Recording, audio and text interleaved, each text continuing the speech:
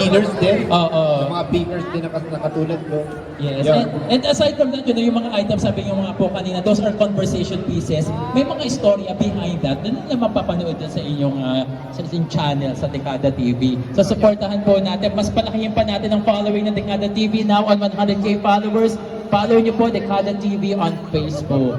Yo. Ayan. So, ladies and gentlemen, happy so much. Alright, so we are just waiting for the announcement of the winners of our... Is it totally on anime and cosplay or pwede rin siyang extensive sa mga superheroes and other Disney characters? In variation, may superheroes, may mga cartoons yan. Dahil doon siya sa may mga Kung Fu Panda, yung mga ganun, mga Looney Tunes. Kung ano gusto nila, sa magbayad lang yung company. Tama naman. Kahit ano. Kasi ma-express nyo rin yung artistic side nyo, di ba? Sir, pangalan mo muna, sir. Kung kasagot ko, wala ka pong pangalan. Oo nga, sir. Ano pong name ni sir? Anthony. Anthony. Ayan.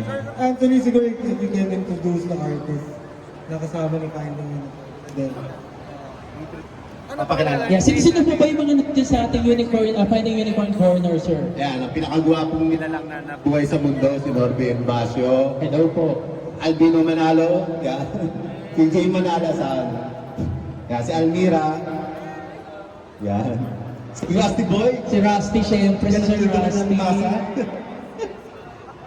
Sino Ayan, pa? sila. Si Sir Yan, Jan. Jan, siyempre, kilala nyo si Of Jan. course. Chick Boy Becaro. Siyempre, ang aming ano. Sige, sasabihin natin. Lahat ng boss yun, si Jeff. Si Sir Jeff. Hi, Jeff. Tinatanong ka yung mga members ng mga ano. Mapasubuhan ko ng alawayan ka to. Ginawa ko ng host. Ng host.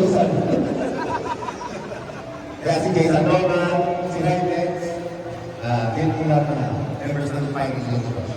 Ayan. Palapakan naman natin, Finding Unicorn. Maraming salamat for being here at Happy Fest. And the rest of Finding Unicorn, salamat po. Alright, and Josh, meron na tayong winners. So we would like to call on our judges to be here on stage para i-award ang ating anime singing contest winners. We'd like to call on Akami Cross, Kenji, and Sir John Picaro to be with us here on stage, and also